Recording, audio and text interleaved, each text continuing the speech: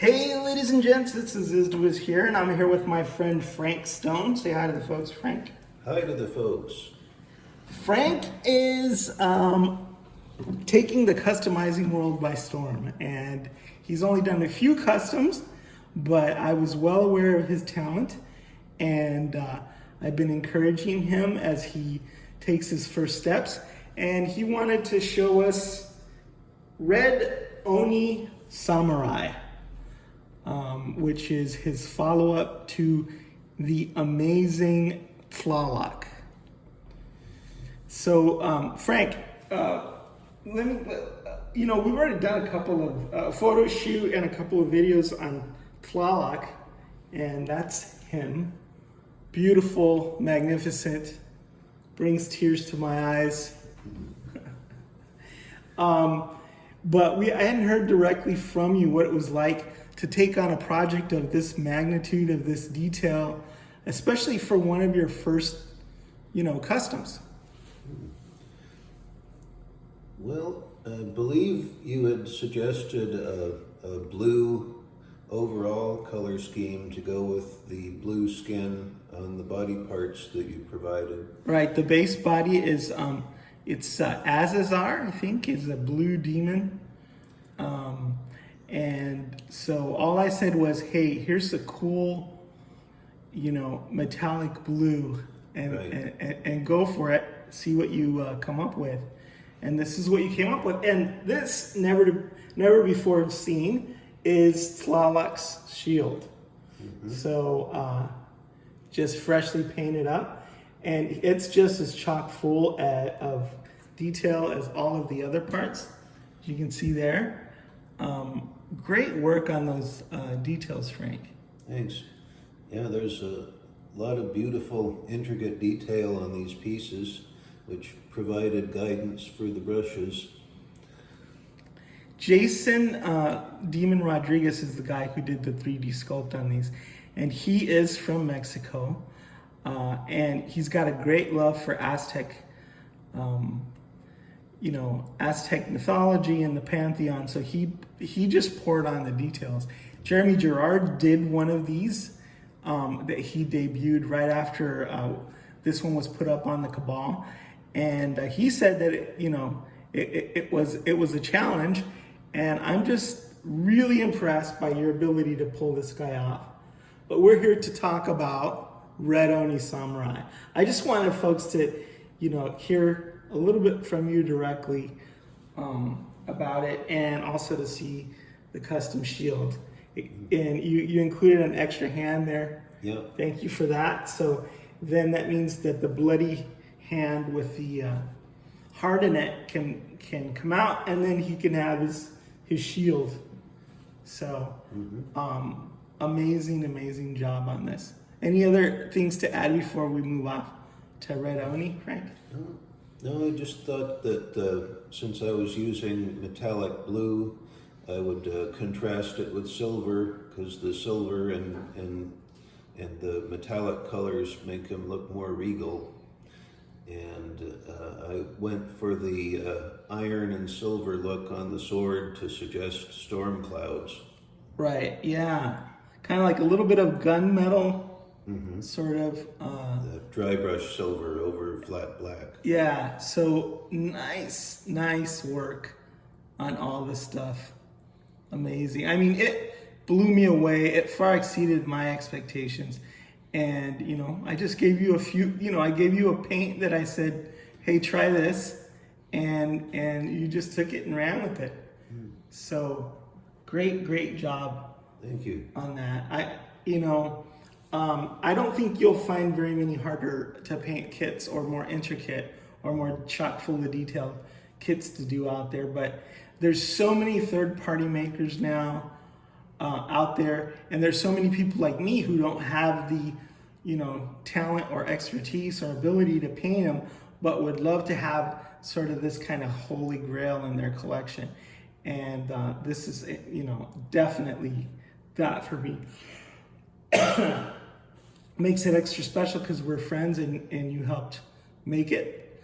But of course, you know, Jason's involvement as well, and just the fact that I know that I'm one of very few people in the world to own this particular character, and I haven't seen a finer representation of Tlaloc. Tlaloc is like one of the main Aztec deities. It's basically god of rain, like Thor, except, you know, a lot more vicious. He's kind of a narcissist too, isn't he? He's got his face on everything, his pauldrons and the belt and the wristbands and the shield. Yeah, I mean, he's a pretty big deal. You know, he's like Tom Brady, the greatest of all time, who showed up for a football game wearing a t-shirt with his face on it.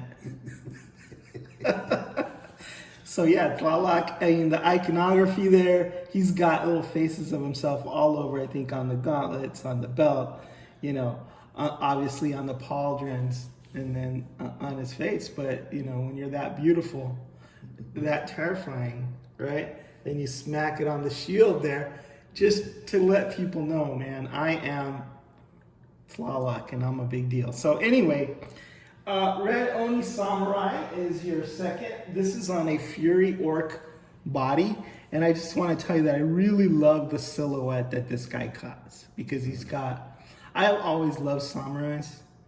And as you can see by all these that I collected, these are Foosh samurais.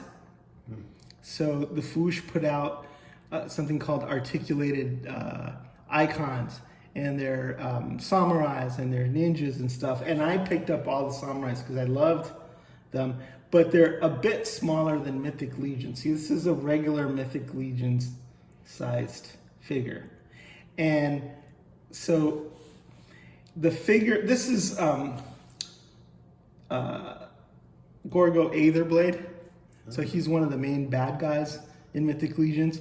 But even with his horns, right, he cuts an imposing figure, but that makes him just around as tall as this Japanese Oni kit that Jason made. And I think it's got added height because he's got these longer legs there. Yeah, and those are 3D printed. Big, thick feet. Big boots. Yeah, the big, evil, spiky boots. And then, you know, the torso, I think, is a little bit longer. So he's, you know, like a god or a demon or a devil. But it's awesome to be able to bring this kind of diversity, because I imagine an Oni is a Japanese character, into a line that doesn't have too many Asians and doesn't have too many far Eastern influences to it. So that's one of the cool things about these figures, is that people from different cultures can bring their own. Like Jason can bring in the Mexican culture, or, you know, like this Oni Samurai, the Japanese culture. And then other sculptors out there like Tristan Castillo is really, really into Japanese culture and Onis and stuff. So yeah, people are sculpting these up in 3D. They're getting printed out in 3D.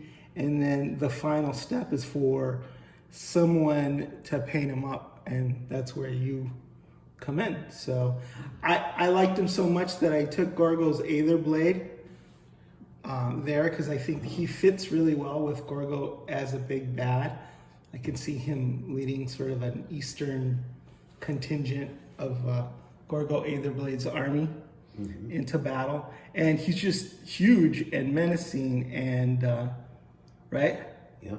Not just your everyday character. Actually, like, if you look at Gorgo, he looks a bit diminutive, right? Like he's the general, like he's Napoleon or whatever, and that's why he's got those giant antlers there, so he can... to look taller. Yeah, so he can measure up. So I just really love what you did with this particular figure, and like I said, the silhouette that he cuts, the color scheme, red and black is pretty striking. I love the fact that right here, this front loincloth is actually the side of a side of one of these armor pieces that was cut off and put in there, and so that kind of looks very cool. And what did you do here with the cloth to make it look like they put a wash on there? Yeah, I started with a black base and then mixed a darker shade of red Right. with gloss finish to go over it. So it ended up looking kind of like it's soaked in blood. It does, and it looks super like a very rich color that really, really pops. And then I think you did some dry brushing as well on the armor. Yeah, I used the silver on black dry brush effect for most of the armor pieces on this one to make him look more imposing and dreadful. So the torso, I like the muted colors there, but you still have some details. How did you get up to speed on painting figures so quickly? Did you watch any tutorials on YouTube, or did you just have a go at it and see what happened? Yeah, I watched a few tutorials, and long time ago I used to paint the model kits that I would build.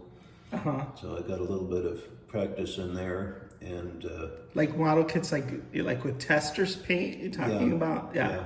And I used to collect figures, not so much anymore, and some of them had details that I wasn't quite happy with, so I'd touch them up myself with the acrylic paints and make them look snazzy. Yeah. The other thing that I think looks snazzy here is the cape that you use here. This is a cape, I believe it's from a Magneto figure, but it's wired so it can sort of hold any pose there. And it's black on one side and red on the other. So that's kind of a very, very cool,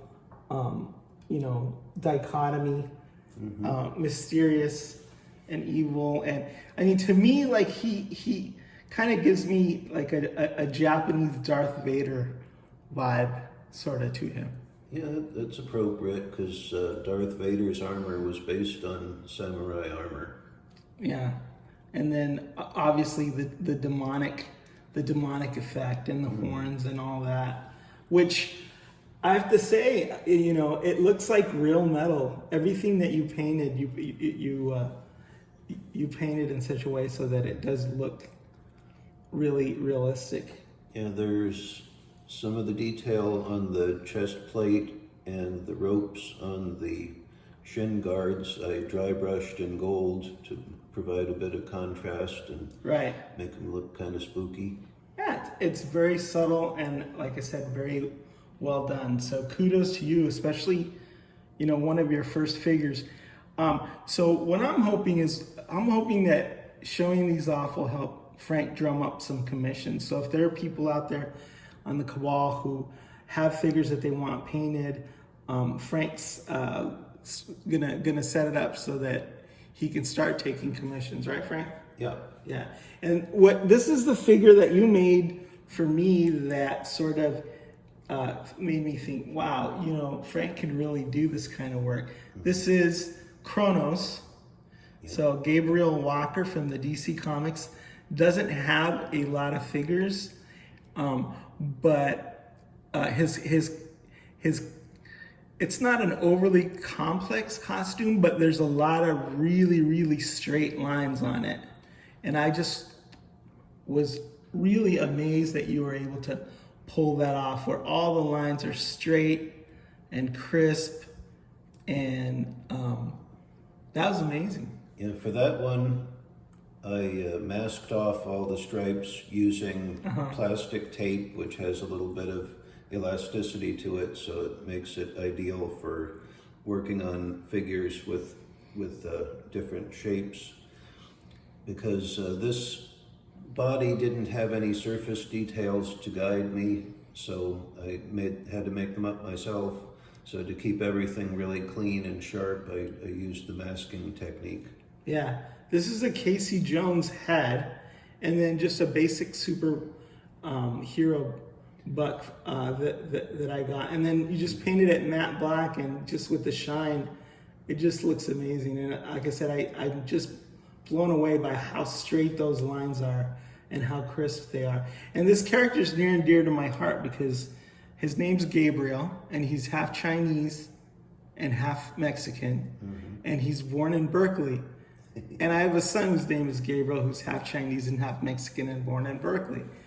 And you know, so how many superheroes are you gonna have that sort of fall into all those characters and all those characteristics? And so I knew I was never gonna get a Kronos figure if I waited around a million years, you know, even if I did have a time machine like he was and went into the future.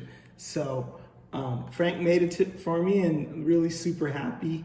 It's part of my permanent display. I have it next to the comic books, and I just thought I'd show that, just to show that, you know, not only can you do the metallics and those kind of figures, but you can do straight lines and details, and that's very nice. This figure's a few years old, but I still love it. It's one of my favorites. So anything else you want to talk about, painting the eyes or the face or anything on Red Japanese Oni Samurai? Well, since Oni usually have a red face, I went with that on this one. Did it in gloss red, and then used a thin black wash to dab it on the details to give his face a little more definition, and then mixed a yellowish green for the eyes. Yeah. All right, so there you have it. Congratulations, Frank, and I hope to see more customs from you. I'll keep an eye out and see how your customizing career goes. All right. I'll be here. Thanks for taking the time, and Is to Wiz signing out.